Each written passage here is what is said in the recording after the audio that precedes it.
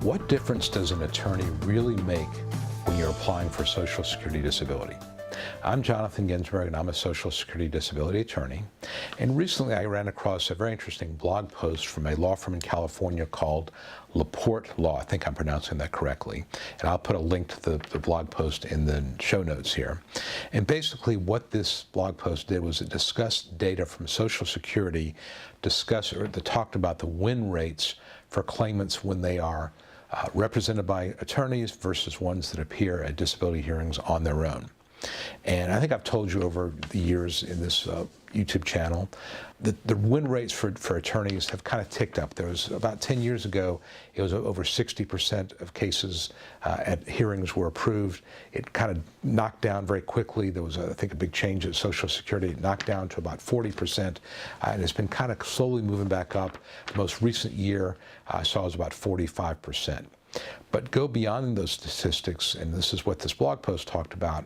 It turns out that attorneys, if you have an attorney, that your win rate is actually closer to 50%, or a little bit over 50%, as opposed to about 13% if you don't have an attorney. And that's a pretty big difference. So if you're going to a hearing and you've got an attorney, right off the bat, before we even get into the quality of the case, 50% shot you're going to win.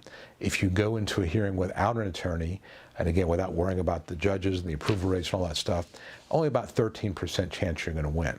So just on the statistics alone, it should tell you why the attorney is valuable to you. And the reason for that, and again, obviously I'm an attorney and I have a bias here, but there's a reason for that, and I'll tell you very clearly. Number one is that judges nowadays are putting cases on very short calendars, meaning that they're scheduling hearings every 45 minutes. I've got hearings coming up next week, 3 hearings in the same day, 45 minutes a pop. So when you get to your hearing, you better be prepared to move quickly. Judges expect the preliminary matters to be taken care of quickly. Have you reviewed the evidence? Do you have any objection? Go through the claimant's past work. Go through the opening statement, all that kind of stuff, and really setting out a theory of your case. If you don't have if you're going in there by yourself, your hearing is going to take about 2 hours, and that's going to put the judge behind, and you're going to have an unhappy judge because it means he's going to have to work late, and he's going to have to go through a lot more effort to explain to you the issues in your case. Second thing, and this is probably even more important, once you request a hearing, nobody at Social Security updates your medical record. And so what that means is that you file a request for a hearing. It could be a year, it could be a year and a half before you get to a hearing. If you're not updating the medical record, there's nothing new in the file. So you get to your hearing by yourself. The last record in there is from 18 months or 2 years ago. The judge is going to have a hard time approving you because there's no new evidence to show that your problem still exists. And if there's no new evidence, what is the judge going to conclude? There's nothing much wrong with you. You're not going to the doctor. And just because you say you are doesn't mean you are. And judges don't like to leave the record open. They like to close it and they like to make their decision. So not having new evidence is a real problem. And even if you do want to try to submit evidence, Social Security makes it really difficult. They give you a piece of paper called with a barcode on it.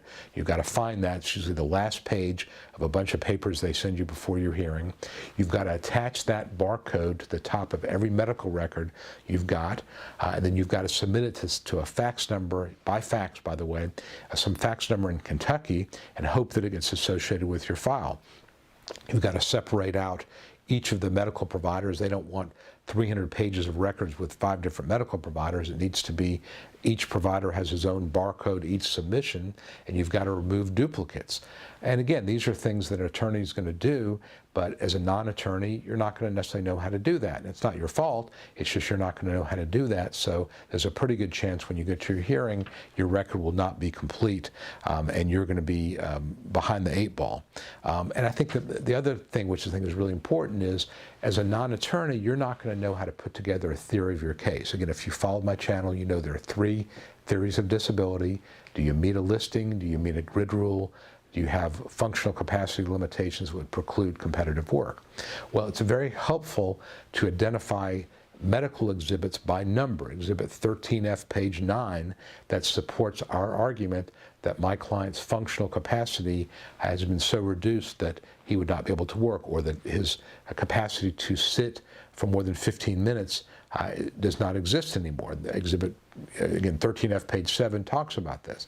Being able to link exhibit by page to the specific part of your theory goes a long way. And again, as a non-attorney, you wouldn't know how to do this. It's not, again, the reason you should, but it really helps judges firm up the idea as to why they want to approve your case. I think many judges want to approve deserving cases, but when you're going in with medical records have not been updated, there's no organization to them, there's no specific argument or theory of the case, it forces the judge to do a lot of work. And judges nowadays are busy and they're like, look, I'm not going to do the work. You chose not to have an attorney. This file is a mess. I'm not going to try to dig through it to find out why you should be disabled. I'm just going to go ahead and deny it.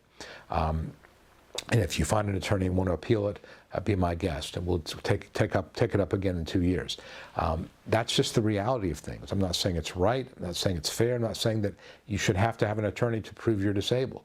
But the fact is you do. And again, I think the statistics show it very clearly, 12% versus 50%. So that's my take, and that's, again, this is not my guessing. This is what Social Security information is telling us. And this is, again, a reason why an attorney who understands how the process works can be very, very helpful to you. People say, well, 25% of my past due benefits, that could be a lot of money. True. But 100% of nothing is still nothing. So I would tell you that paying an attorney 25%, which many times will be less than 25% because past due benefits could be more than $24,000, many times you're paying 10% to the attorney, 12%. Much better deal than paying nothing, but receiving nothing in terms of past due benefits or ongoing benefits as well. Hi, this is Jonathan Ginsberg, and I hope you found this video helpful. If you'd like to know more about how to win your Social Security disability case, I'd like to invite you to download my Secrets to Getting Approved Early Survival Kit that I created just for people like you. Currently, I'm making the Survival Kit available at no cost, and I encourage you to grab your copy now. Some of the topics I cover include, how do I know if I have a case? Is it the right time for me to file my claim? 9 common mistakes that can doom your case. The 3 must-have arguments you use to win your case, and a topic that every disability claimant wants to know, how to avoid trick questions from the judge. If you or a loved one need to win Social Security disability benefits, you'll find the Survival Kit essential reading.